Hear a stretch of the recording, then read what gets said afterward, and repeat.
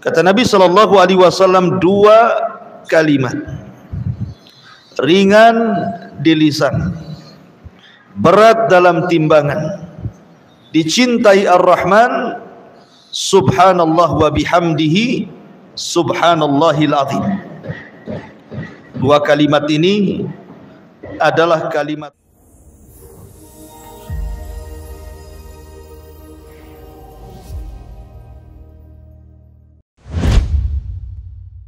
Bismillahirrahmanirrahim. Assalamualaikum warahmatullahi wabarakatuh.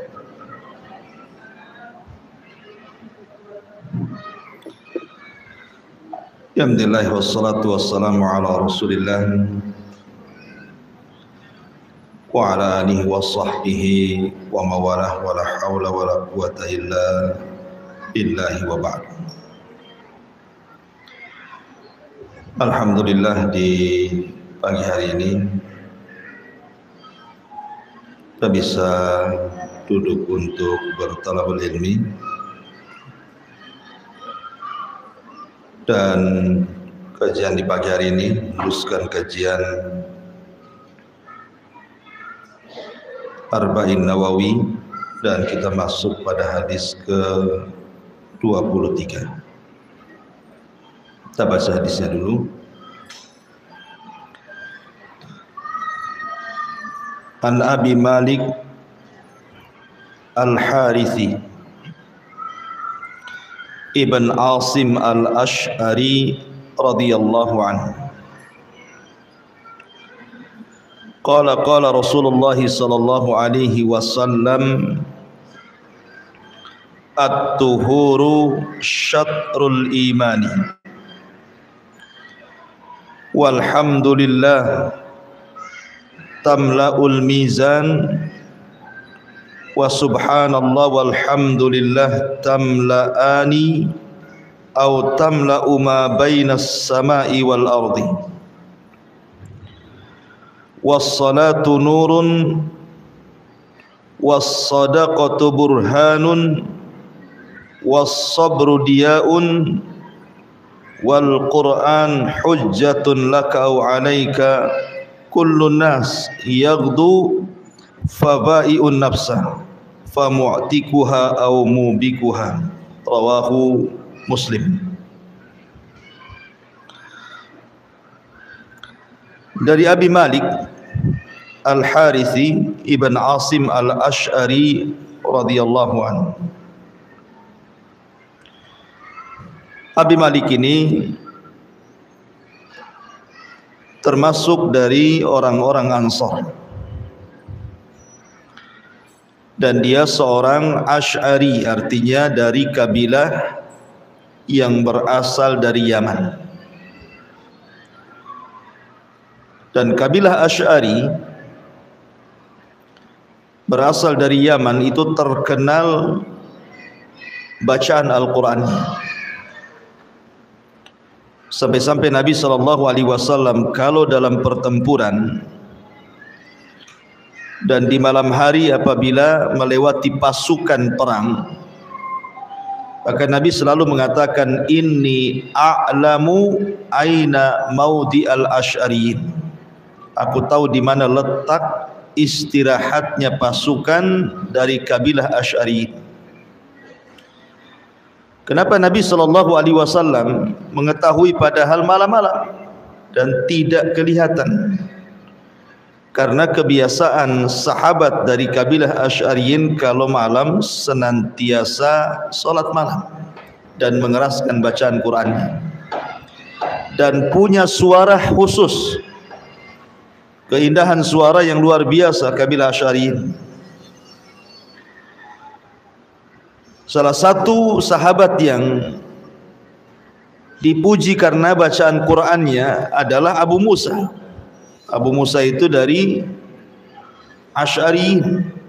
Sampai-sampai Nabi SAW mengatakan, suaramu seperti suara taranumnya Daud ketika membaca Zabur. Intinya kabilah Ash'ari ini memang terkenal bacaan Qur'annya. Lah Abi Malik Al-Harith ini Dia seorang Yamani, orang Yaman, kabilahnya Asy'ari, dan dia meriwayatkan hadis dari Nabi SAW sebanyak 27 hadis yang sampai kepada kita. Dan beliau meninggal di zaman kekhilafahan Umar ibn al-Khattab radhiyallahu anhu. Itu biografi sedikit dari Abi Malik Al-Harith ibn Asim Al-Asy'ari radhiyallahu anhu. Taib. Beliau mengatakan, aku mendengar Nabi SAW bersabda, At-tuhuru syatrul iman, bahwa bersuci itu separuh daripada iman. Kalimat at-tuhur, kalimat bersuci, maksudnya bersuci dari apa? Tentu yang paling besar adalah membersihkan hati dari kesyirikan. Membersihkan hati dari kesyirikan. Dan juga dari dosa-dosa di bawahnya. Ataupun maknanya membersihkan badan dari hadas ataupun najis. Makanya selalunya kalimat at-tahur digandingkan dengan salat, seperti dalam hadis ini. At-tahur digandingkan dengan salat. At-tahuru syatrul iman was-salatu nurun, dan salat cahaya. Berarti yang dimaksud at-tahur di sini artinya membersihkan badan dari hadas ataupun najis, baik dengan air ataupun dengan tanah. Maksudnya tayammum. Kemudian Rasul mengatakan walhamdulillah, dan ucapan alhamdulillah tamlaul mizan, bisa memberatkan timbangan. Ada sebuah hadis yang sering kita dengar, kata Nabi SAW, kalimatani khafifatani ala lisani sakilatani fil mizani habibatani ala rahmani subhanallah wa bihamdihi subhanallahil azim. Kata Nabi SAW, dua kalimat ringan di lisan, berat dalam timbangan, dicintai Ar-Rahman, subhanallah wa bihamdihi subhanallahil azim. Dua kalimat ini adalah kalimat tasbih dan kalimat tahmid. Seperti di sini, walhamdulillah artinya kalimat tahmid, tamlaul mizan, memberatkan timbangan. Wa subhanallah walhamdulillah tamla'ani ma bainas sama'i wal ardi. Dan kalimat tasbih subhanallah dan alhamdulillah bisa memenuhi antara langit dan bumi, artinya memenuhi timbangan. Dan ini menunjukkan keutamaan zikir dengan memperbanyak tasbih dan juga tahmid. Dan zikir itu ibadah yang paling ringan, tetapi besar pahalanya. Kenapa paling ringan? Karena zikir ini tidak seperti ibadah yang lain, tidak terikat waktu, tidak terikat tempat, tidak harus mengeluarkan tenaga, tidak pula harus mengeluarkan biaya. Bisa dilakukan anak kecil, bisa dilakukan orang remaja, bisa dilakukan orang dewasa, bisa dilakukan orang tua, laki-laki dan wanita. Tidak harus kemudian ditentukan oleh tempat, ataupun waktu yang mengikatnya. Kapanpun zikir itu bisa dilakukan. Ibu bisa zikir sambil jalan, ibu bisa zikir sambil ke pasar, ibu bisa zikir sambil masak, ibu bisa zikir sambil tidur. Jadi zikir itu ibadah ringan sebenarnya, dan ibadah kapan saja bisa dilakukan, tetapi demikian pahalanya besar. Salah satunya adalah bisa memberatkan timbangan. Kemudian adapun tasbih dengan tahmid, bedanya apa tasbih dengan tahmid itu? Kalau tasbih itu membersihkan segala sifat-sifat yang kurang bagi Allah. Tetapi kalau tahmid menetapkan sifat-sifat yang terpuji bagi Allah. Jadi kebalikannya. Kalau tasbih membersihkan Allah dari sifat-sifat yang mengurangi hak Allah Subhanahu wa taala. Kalau tahmid sebaliknya menetapkan sifat-sifat yang terpuji dan sempurna bagi Allah Subhanahu wa taala. Kemudian kata Nabi sallallahu alaihi wasallam, as-salatu nurun. Salat itu cahaya. Was-sadaqatu burhanun. Sedekah itu bukti. Was-sabru liyaun. Dan sabar itu cahaya yang sangat terang. Di sini ada kalimat nurun, burhanun, diyaun. Ini sebenarnya tiga kata ini semua bicara tentang cahaya. Jadi arti nur ya cahaya, burhan juga cahaya, dia juga cahaya. Lalu apa bedanya tiga cahaya ini? Kalau nur itu cahaya tetapi membawa ketenangan, itu disebut nur. Cahayanya membawa ketenangan. Tetapi kalau dia itu cahayanya membawa rasa panas. Makanya cahaya matahari dengan cahaya bulan itu beda. Kalau cahaya matahari disebut dia, kalau cahaya bulan disebut nur. Dan itu sebagaimana Allah mengatakan wa ja'ala syamsa diya'an wal qamara nurun.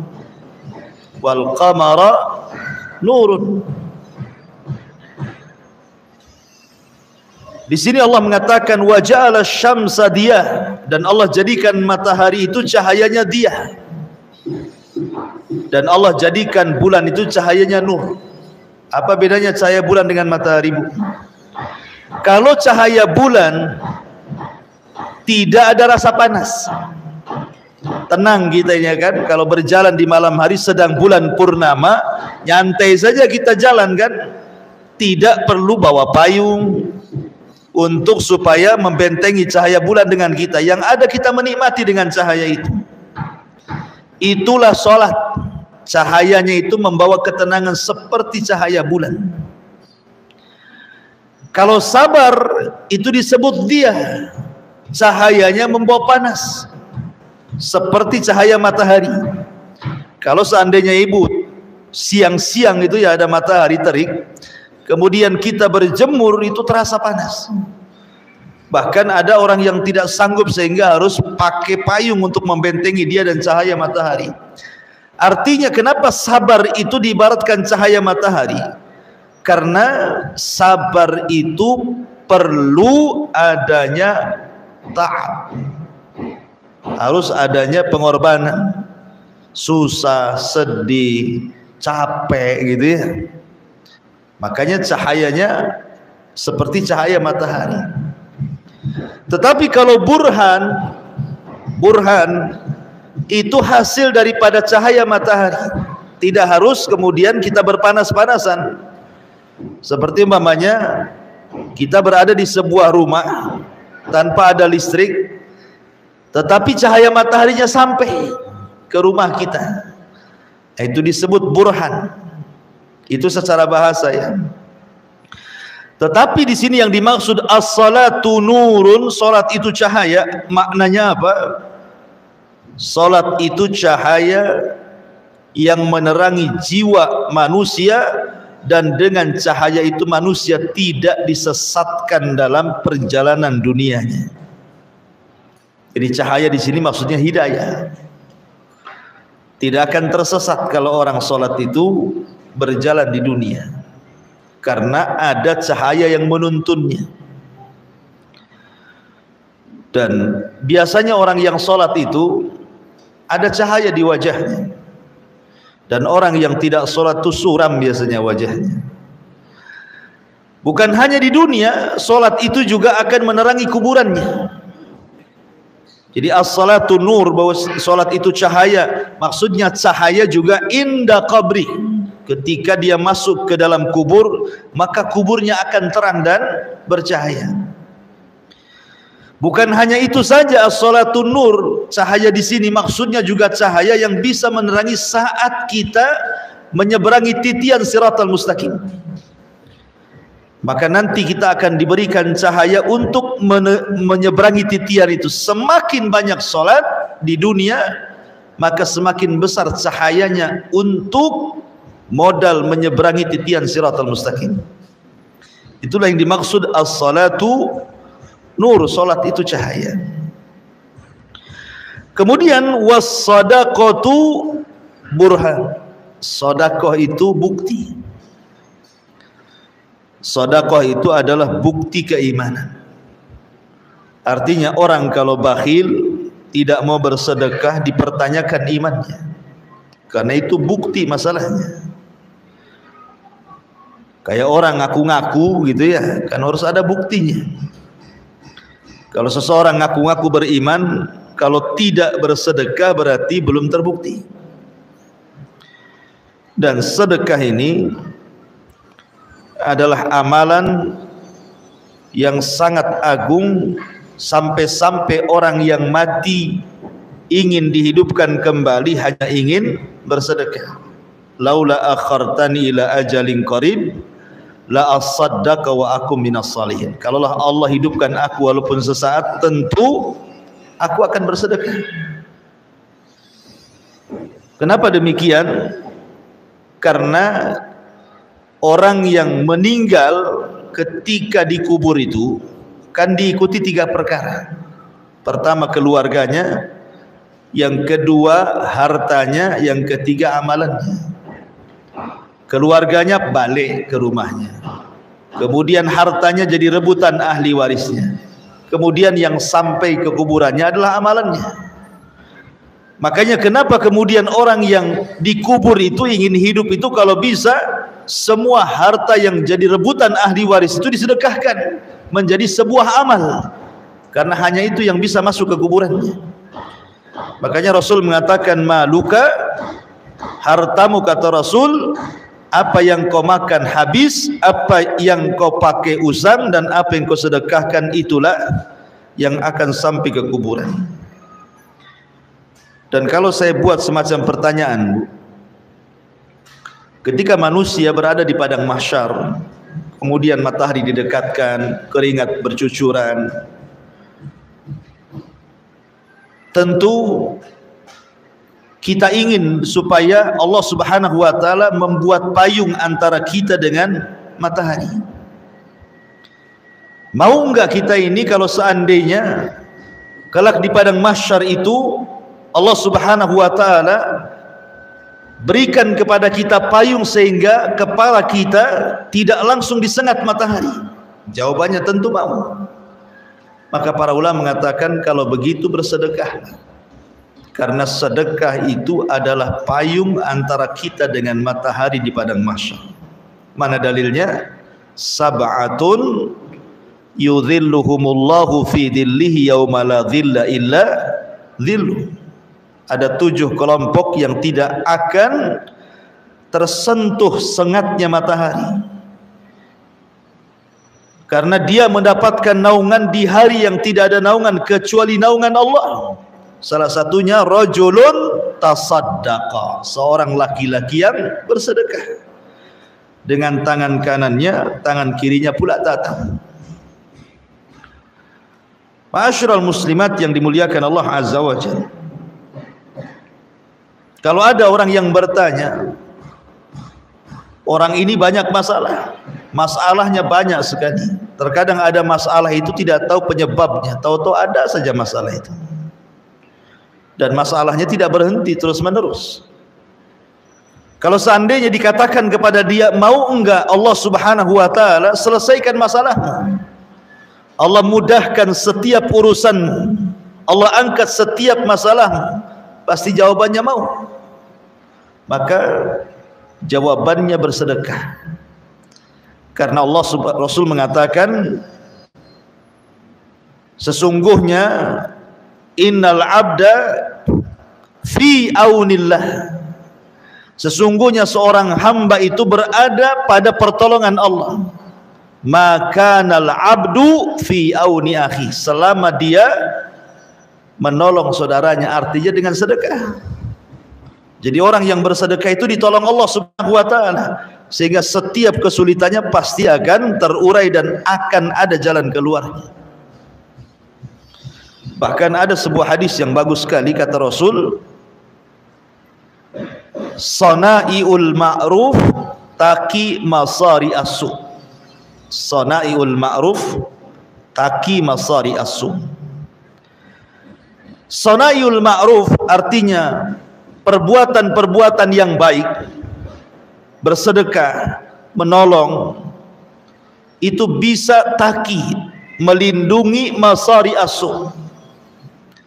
Masari as-su itu artinya setiap perkara yang Rasul sallallahu alaihi wasallam berlindung darinya.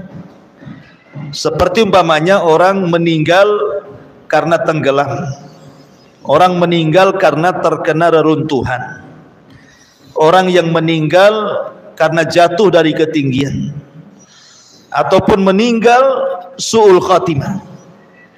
Maka orang yang suka bersedekah, baik sedekah dengan hartanya, sedekah dengan waktunya, sedekah dengan tenaganya, sedekah menolong orang lain dengan tenaganya, maka dia akan dilindungi dari kematian-kematian seperti ini. Dia tidak akan mati tenggelam, dia tidak akan mati tertimpa reruntuhan, dia tidak akan mati jatuh dari ketinggian, ataupun dia tidak akan mati dalam kondisi su'ul khatimah. Tidak akan mati dalam kondisi su'ul khatimah, buruk kematiannya. Tidak mungkin orang yang suka bersedekah itu, karena taqi masari as-su.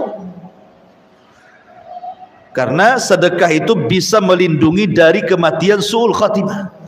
Kan luar biasa ya, sedekah itu luar biasa. As-sadaqatu burhan. Kemudian Rasul mengatakan was-sabru diyaun, dan sabar itu adalah diya, cahaya. Sabar itu terbagi menjadi tiga. Sering saya jelaskan. Pertama, as-sabru ala ta'ah. Yang kedua, as-sabru alal ma'siyah. Kemudian yang ketiga, as-sabru ala aqdarillah. Pertama, sabar ketika melaksanakan ketaatan. Yang kedua, sabar ketika menjauhi kemaksiatan. Yang ketiga, sabar ketika menghadapi qada dan qadar. Tingkatan yang paling tinggi sabar itu adalah as-sabru ala ta'ah, sabar ketika melaksanakan perintah. Kenapa? Sabar melaksanakan perintah lebih tinggi tingkatannya dibandingkan sabar menjauhi maksiat. Karena menjauhi maksiat itu, Bu, itu hanya sekedar meninggalkan, tidak melakukan semata-mata sudah dianggap sabar, tidak sabar di atas maksiat. Contoh begitu, ada orang kafir tidak minum khamr, orang kafir tapi tidak minum khamr. Kemudian kita katakan, kenapa kamu tidak minum khamr? Kan agamamu tidak melarang. Maka dia akan mengatakan, hendaklah, khamr ini ngerusak akal saya. Bisa nggak? Buktinya orang kafir ini bisa meninggalkan maksiat kan? Bisa meninggalkan maksiat. Pamannya dia tidak berzina. Kenapa kamu tidak berzina? Bukankah agamamu tidak melarang? Saya takut penyakit. Artinya meninggalkan maksiat semata-mata itu bisa dilakukan siapapun, walaupun bukan karena Allah. Buktinya orang kafir bisa meninggalkan maksiat padahal bukan karena Allah dia. Bisa sabar kan gitu. Tetapi melaksanakan perintah itu berat, karena harus ada pengorbanan. Pengorbanannya apa? Buktinya ibu dari rumah harus melangkah ke sini, itu kan berkorban waktu, berkorban jalan gitu ya. Duduk di sini, kemudian sholat pun harus capek-capean gitu. Kemudian zakat pun harus mengeluarkan uang. Jadi ada pengorbanan dalam melaksanakan ketaatan itu. Tapi kalau meninggalkan kemaksiatan, didiam sajalah. Nggak harus mengeluarkan sesuatu. Yang penting dia diam, tidak melaksanakan, sudah meninggalkan maksiat namanya. Tapi kalau melaksanakan ketaatan harus bergerak. Nggak bisa diam, harus bergerak dia. Makanya kenapa sabar di atas ketaatan itu lebih tinggi dibandingkan sabar meninggalkan maksiat. Karena sabar meninggalkan maksiat cukup diam saja, nggak ngapa-ngapain ya kan. Tapi kalau sabar di dalam melaksanakan ketaatan harus ada pergerakan kita ke masjid, ke majelis ta'lim, dan begitu seterusnya. Tetapi kalau seandainya diitlakkan kalimat sabar, biasanya kalau ada orang sering di masyarakat mengatakan sabar, sabar gitu ya, biasanya kalimat sabar itu diitlakkan ke sabar yang ketiga. Sabar ketika menghadapi ujian qada dan qadar. Itu biasanya kalimat sabar di masyarakat itu maksudnya di sini yang ketiga. Sabar ketika menghadapi ujian, keputusan dan takdir Allah. Orang dengan takdir Allah itu ada 4 macam. Ibu ya, orang menghadapi takdir Allah itu ada 4 macam. Pertama, orang yang tidak sabar. Bukan hanya tidak sabar, lisannya pun menunjukkan ketidaksabarannya. Kan ada orang tuh di masyarakat itu kalau ditimpa musibah, lisannya itu ngomel terus, nyerocos terus ya. Kenapa mesti saya? Kenapa enggak si dia saja? Kenapa mesti saya? Kenapa enggak tetangga sebelah saja? Gitu ya. Kapan selesainya ini ujian untuk saya? Pokoknya mulutnya juga ngomong. Sudah tidak sabar hatinya, mulutnya pun tak dijaga. Ini yang pertama, ini seburuk-buruk orang ini, tasakhut dengan aqdar, tidak yakin dengan qada dan qadar. Kelompok yang kedua, dia berusaha untuk sabar. Tetapi hatinya tidak redha. Hatinya itu tidak redha. Kalau disentuh sedikit saja ngomong semua ya. Jadi ada orang yang nampaknya sabar, tapi hatinya itu tidak redha ketika ditimpa musibah. Sebab kalau disenggol, semua keluar nanti omongan itu. Ada orang kayak gitu kan, dia disabar-sabari, tapi kalau sekali ada orang curhat, dia pun keluar semua isi hatinya. Nah, ini tingkatan yang ya lebih rendah daripada yang pertama ya. Kemudian yang ketiga, ada orang yang betul-betul sabar dan betul-betul redha. Bukan hanya sekedar sabar, tapi juga redha.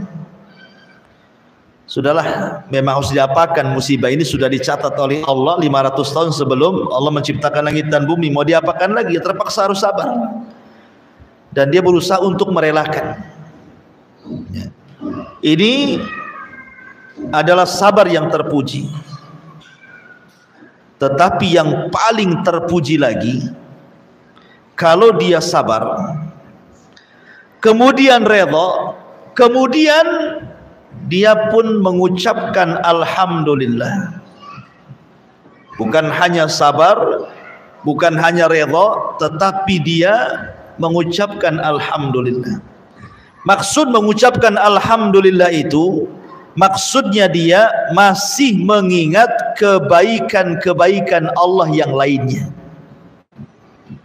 Contoh seperti kisahnya Urwah bin Zubair. Urwah bin Zubair ini suatu ketika bermasalah dengan kedua kakinya. Salah satu kakinya itu harus diamputasi. Kalau tidak, maka akan menjalir atau virusnya itu akan masuk ke tempat lain, maka harus diamputasi kakinya. Itu cara satu-satunya untuk menyelamatkan jiwanya. Saat diamputasi terdengarlah kematian putranya, terlempar dari kuda kemudian meninggal. Jadi ini dua musibah beruntun loh. Musibah pertama kakinya harus diamputasi, musibah kedua anaknya meninggal dunia. Maka kemudian Urwah ibn Zubair mengatakan, alhamdulillah, Allahumma lakal hamdu, Allahumma lakal hamdu, segala pujian hanya milik engkau ya Allah.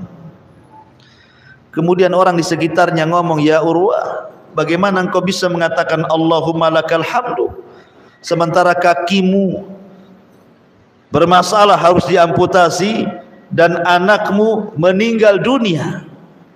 Maka kata Urwah ibn Zubair, dia mengatakan, kenapa saya mengatakan Allahumma lakal hamdu?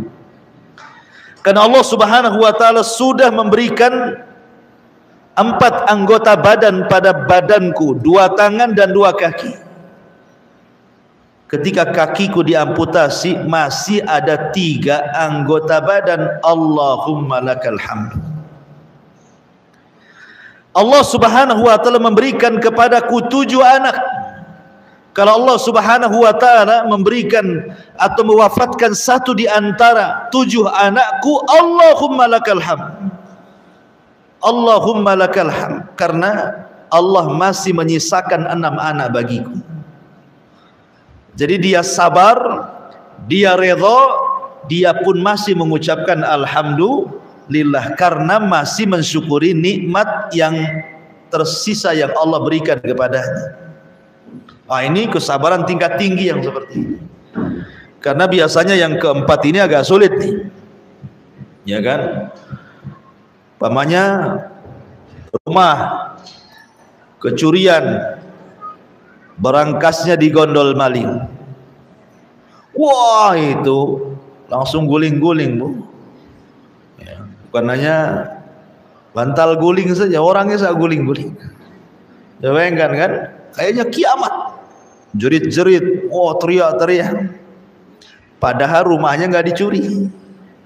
Rumahnya masih besar. Masih adalah dia bernaung di situ. Mobilnya masih ada. Tanahnya masih luas. Kontrakannya masih ada. Cuman yang hilang berangkas saja. Kadang-kadang sudah lupa bahwa nikmat yang lain masih ada, itu sudah lupa gitu.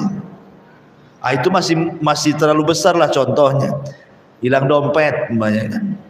Itu aja udah kayak kiamat itu.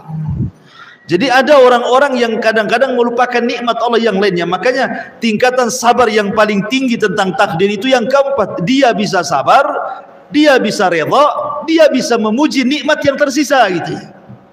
Ini luar biasa nih kalau sudah tingkatan sabar yang keempat ini. Kemudian Rasul mengatakan wal Qur'anu hujjatun laka au 'alaika. Dan Al-Qur'an itu bisa menjadi hujah bagimu atau sebaliknya bisa mencelakakan. Kemudian Rasul menutup kullun nasi yaghdu fabai'u nafsah famu'tikuha au mubikuha. Setiap manusia keluar dari rumahnya untuk menjual dirinya. Ada yang famu'tikuha, ada yang kemudian dia jual dirinya dengan ketaatan, dengan mendekatkan diri kepada Allah Azza wa Jalla, beruntunglah dia. Tetapi ada juga aumubikwa, justru dia menjual dirinya dengan kemaksiatan, maka rugilah dia. Qad aflaha man tazakka wa qad khaba man dassaha. Ada orang yang beruntung, ada orang yang tidak beruntung. Makanya kenapa ketika Allah Subhanahu wa taala berfirman, inna sa'yakum lasyatta. Inna sa'yakum lasyatta. Fa amma man a'ta wattaqa wa saddaqa bil husna fasanuyassiruhu lil yusra. Wa amma man bakhila wastaghna wa kadzdzaba bil husna fasanuyassiruhu lil usra. Inna sa'yakum lasyatta. Sesungguhnya usaha kalian itu kan berbeda-beda. Ada yang keluar dari rumahnya, dia jual dirinya untuk ketaatan. Ada yang keluar rumahnya menjual diri di atas kemaksiatannya. Itulah manusia. Ya, macam-macam gitu ya. Orang keluar rumah itu kan macam-macam. Ada yang keluar rumah itu ya memang betul-betul datang ke pengajian. Berarti dia jual dirinya kepada ketaatan. Ada yang keluar rumah itu memang sengaja datang ke tetangga untuk menggelar gibah gitu ya. Pengajian juga, cuman beda pengajian gibah ya. Yang ngobrol tetangganya, itu kan beda. Tak sama-sama keluar dari rumah tuh. Ya. Makanya kemudian di sini Allah Subhanahu wa taala mengatakan, barang siapa yang dia suka memberi, bertakwa, kemudian yakin dengan sorga, maka Allah mudahkan perjalanan hidupnya. Tapi siapa yang bakhil, merasa cukup, tidak yakin dengan sorga, Allah persulit jalan hidupnya. Artinya manusia itu macam-macam bentuknya di dunia ini. Famu'tikuha au mubikuha. Ada yang menyelamatkan dirinya, ada yang menghancurkan dirinya. Oleh karena itulah maka kembalilah kepada asal daripada ciptaan Allah. Wa ma khalaqtul jinna wal insa illa liya'budun. Tidaklah kuciptakan jin dan manusia kecuali untuk beribadah kepada Allah Subhanahu wa taala. Wallahu alam. Ini di antara penjelasan singkat dari hadis Arba'in yang ke-23. Baik, kita buat tanya jawab saja, silakan. Bismillah. Assalamualaikum Ustaz. Waalaikumsalam. Masih di bagian terakhir Ustaz mengenai kesabaran dari sebagai dari empat. Ini yang Anda tanyakan Ustaz, dari ada tentang ketika seseorang mengalami suatu musibah dalam dirinya Ustaz, atau ujian dari Allah Subhanahu wa taala. Dan ketika itu dia belum memahami ilmu agama yang benar. Dan tapi dalam dirinya dia mengatakan, karena dia terdolimi posisinya di sini, dia hanya mengatakan, aku tidak ridho apa yang dilakukan orang terhadap dirinya sampai kapanpun, dan dia ingin melihat apa yang terjadi pada dirinya, rasa sakit yang terjadi pada dirinya, ingin melihat orang itu juga sakit seperti apa yang dia alami. Itu bagaimana hukumnya. Dan ketika dia sudah belajar Ustaz, dia mengatakan pula ingin merubah apa yang sudah dia lakukan, tapi belum mampu dan akan berusaha. Itu gimana? Ya, alhamdulillah. Berarti dia masuk pada kategori yang kedua, berusaha sabar, tapi kalau disenggol keluar semua tuh. Nampaknya sabar, tapi kalau dikorek semua hatinya keluar. Sebenarnya aku tidak ridho sebenarnya. Kalau bisa dia pun merasakan yang sama dengan saya, kan seperti itu. Tetapi sebenarnya dia sudah berusaha menahan diri kan, menahan diri supaya tidak membalas. Itu sebuah kebaikan, menahan diri tidak membalas dendam. Tetapi kemudian dengan mendoakan hal yang sama, selama tidak berlebihan dari doanya, maka tidak mengapa sebenarnya secara hukum orang yang dizalimi mendoakan orang yang mendoliminya. Tetapi doanya hanya setara kezalimannya, setara kezalimannya saja. Jangan dilebih-lebihkan doanya. Artinya kalau dia hanya berbuat kezaliman satu, yang satu ini saja yang dibahas, jangan kemana-mana. Sama dengan membalas keburukan dengan keburukan. Kan Allah yang mengatakan fajazaa'us sayyi'ah sayyi'atu mithluha, kata Allah. Balasan orang jahat itu boleh kita membalas dengan kejahatan, tetapi dengan kejahatan yang sama. Contoh umpamanya, ada yang kemudian mengatakan kepada ibu dengan kalimat-kalimat binatang. Contoh umpamanya, oh dasar marmut, gitu ya. Ya sudah kita balas, kamu juga marmut, gitu maksudnya. Jangan kemudian dilebihkan, kamu juga marmut, buaya, kambing, babi. Ya, janganlah dia cuma bilang marmut, kenapa kita bilang semuanya? Satu hewan laut keluar semua. Ya. Jadi boleh kita membalas, tapi hanya dengan kejahatan yang sama gitu ya. Kalau lebih itu tidak boleh, jadi dosa jadinya. Maka kalaupun berdoa seperti itu, karena bagaimanapun orang yang dizalimi itu dia tidak akan nyenyak tidurnya, tapi orang yang berbuat zalim akan merasa nyenyak tidurnya. Makanya orang yang dizalimi ketika dia berdoa di malam hari, doanya akan melesat ke langit dan tidak ada antara dia dengan Allah penghalang. Tapi kalau seandainya dia bisa sabar, tidak membalas dan mendoakan kebaikan, tentu ini menjadi akhlak yang mulia, namanya sabar plus redha. Dia punya kesabaran dan keredhaan. Bahkan boleh jadi dia menjadi sebuah akhlak yang bagus karena mendoakan kebaikan. Gak apa-apalah, mudah-mudahan Allah sadarkan dia seperti itu karena nggak paham saja. Ya, dan Allah perbaiki kehidupannya. Itu lebih mulia lagi, tapi biasanya jarang yang seperti ini. Ya, karena memang kalau sudah sakit hati biasanya ingin balas ya, itu umumnya. Tapi kalau yang tadi tanyakan, kalau memang sekarang sudah ngaji dan sudah berusaha tidak seperti dulu lagi, berarti ngajinya ada manfaatnya. Ya kan, berarti pengajiannya itu membawa manfaat. Jangan sampai ngaji nggak ngaji sama saja. Jadi niat ke pengajiannya apa gitu ya? Apa reuni saja? Ya kan harus ada manfaatnya orang dari pengajian itu.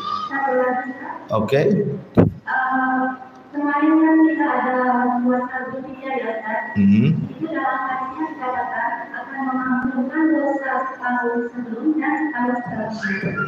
Jangan samakan kalau dosa yang kedua-nya kita kan hanya kita tidak mengakui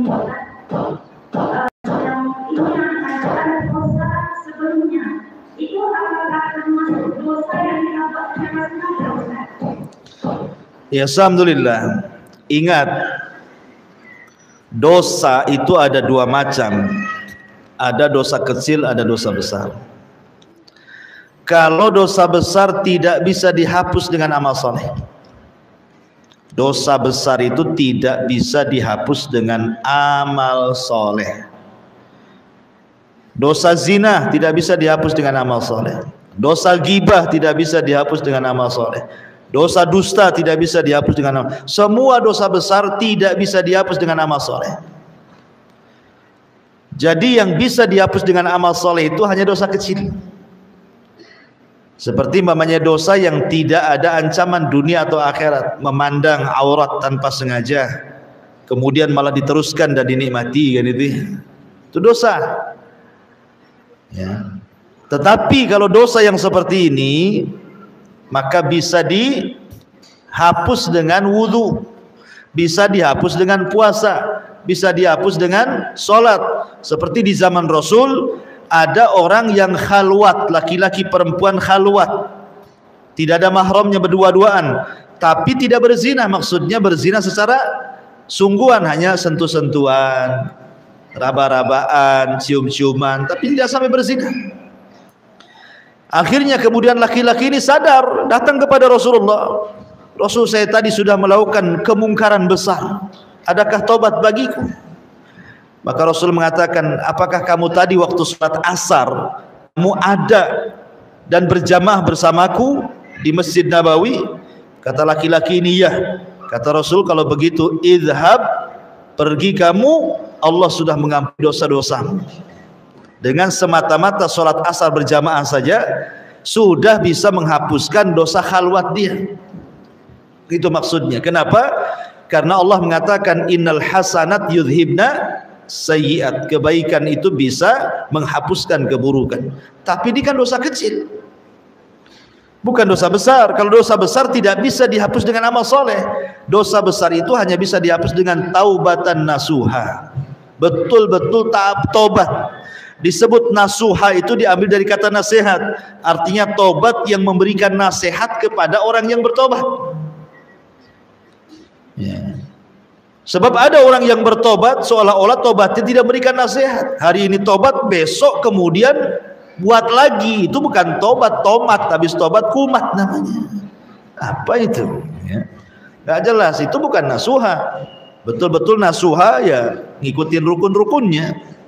Dia menyesal, kemudian tidak mau mengulang, kemudian dia mengikuti kebaikannya, keburukan dengan kebaikan, dan kalau itu berkenaan dengan hak Allah maka segera ditunaikan, kalau berkaitan dengan hak hamba maka segera disampaikan, begitu seterusnya. Nah, itu taubatan nasuha. Ya. Wallahu a'lam. Taib ini. Ya mau sengaja mau tidak sengaja, yang penting di sini bukan sengaja atau tidak sengajanya. Dosa kecilnya, bukan dosa besar. Wallahu a'lam. Taib, bismillah Ustaz, bagaimana cara pembagian harta warisan bagi istri sah dan istri siri? Berarti dua istrinya ini, sah dan siri. Iya. Sebenarnya mau sah mau siri itu ya semuanya sah. Sebab kalau tidak sah menjadi istri simpanan. Dua-duanya sah, cuman maksudnya satu sah secara agama, satu sah secara agama dan negara, mungkin begitu ya. Dua-duanya sah. Kalau tidak sah ya pasti akan digerebek gitu. Tetapi kan kalau sah secara agama tidak ada masalah. Tapi pembagian warisnya gimana? Pembagian warisnya ya sama, tidak ada bedanya. Mau istri lama, mau istri baru, semuanya sama. Ya. Jadi tidak ada bedanya karena tidak dibeda-bedakan. Cuman biasa ini maksudnya secara agama ya. Sebab kalau ke pengadilan itu tentu yang dianggap adalah istri yang sah secara negara kan itu ya. Kecuali yang istri tidak sah secara negara itu melakukan isbat nikah supaya diakui secara negara begitu. Tetapi kalau memang ada saksi, ada wali kemudian bersaksi di persidangan ya insya Allah pengadilan agama akan mengakuinya juga lah. Karena kan pengadilan kita ini terutama pengadilan agama itu masih menggunakan kompilasi hukum Islam, KHI kan rujukannya itu, artinya masih hukum Islam. Tapi ini soal pembagian istri sah dengan istri siri ya semua sama. Bagian istri itu sudah ditentukan di dalam Al-Quran surah An-Nisa tentang pembagian waris, tidak dibedakan. Wallahu a'lam. Karena dua-duanya sah kan sebagai istri dia. Apakah benar kalau istri sah cara bagi harta warisan dengan cara seikhlasnya saja? Lah, ini seikhlasnya ini sedekah namanya, bukan waris. Ya, jadi bagi waris itu sudah ada ketentuannya. Si fulan dapat sekian, si fulan dapat sekian secara nas Al-Quran. Quran yang menentukan. Maka tidak bisa kemudian istri yang siri seikhlasnya, istri yang sah disesuaikan dengan pembagiannya. Dari mana ini? Ini menyelisih Quran.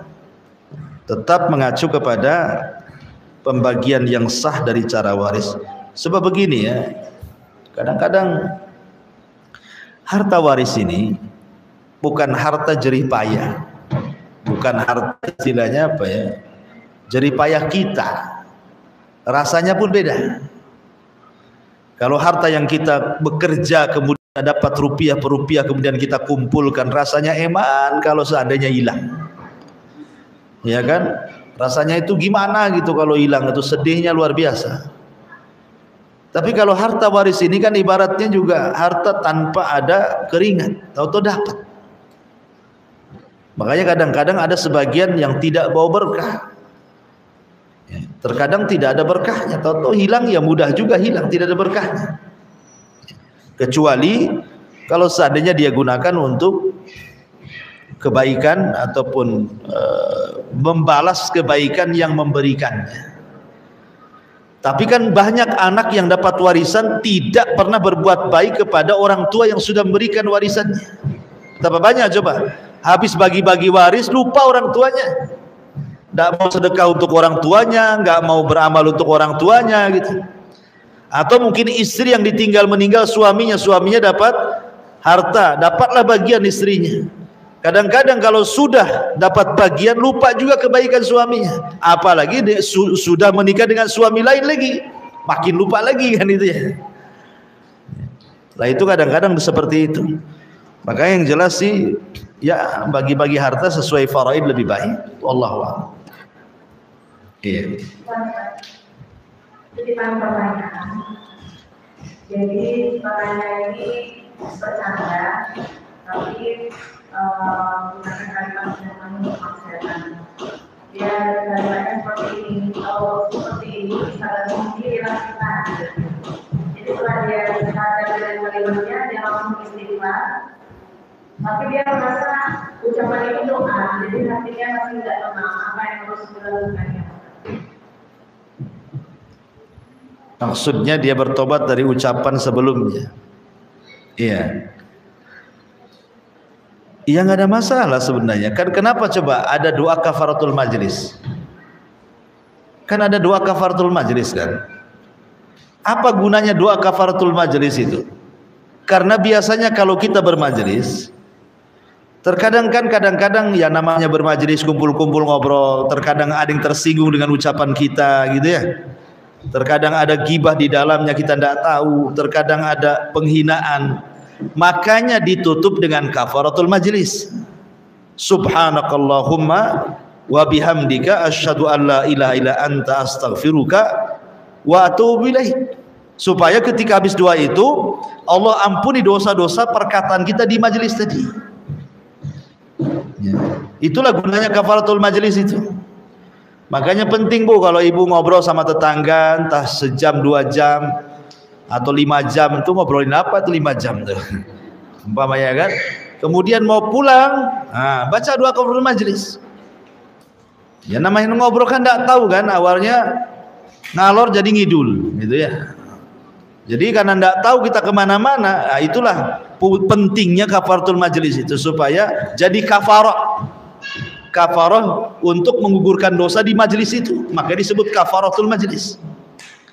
Maka juga sama tadi pertanyaan yang mengatakan gimana kalau sudah terlanjur mengucapkan kemudian istighfar. Ya kita lihat ucapan ini merugikan atau tidak.